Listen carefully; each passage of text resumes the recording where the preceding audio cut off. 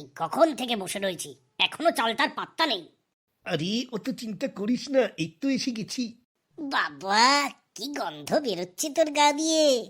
তা কি পারফিউম মেখেছিস?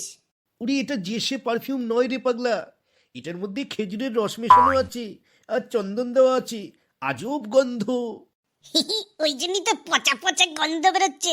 এই তুই যা তো আরেকবার স্নান করে আয়। ফালতু কথা বলবি না, তুই জানিস কত দাম নিয়েছে? দাম শুনে কাম নাই। আচ্ছা বলতো, এই পারফিউমটা কে আবিষ্কার করেছে? আমার দাদু। চ দাদুর কাছে জেনে আসি। তাই চো। ও দাদু বাড়ি আছো?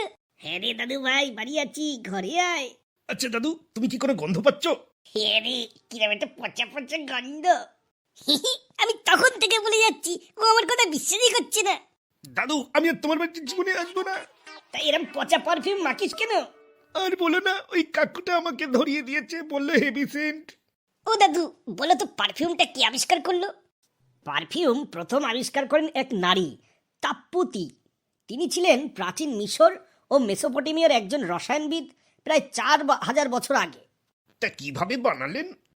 তাপ্পুতি ফুল ও তেল ও গাছের নির্যাস ফুটিয়ে সুগন্ধি তৈরি করতেন।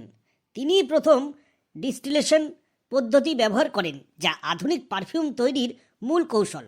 সেই সময় পারফিউম ব্যবহার হতো দেবতার পুজোয়, রাজ পরিবারে, শরীর ও পোশাকের সুগন্ধের জন্য।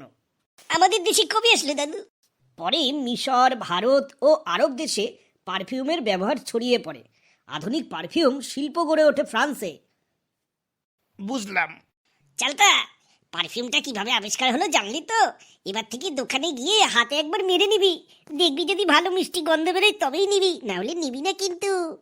তোকে আর বলতে হবে না, যা যা।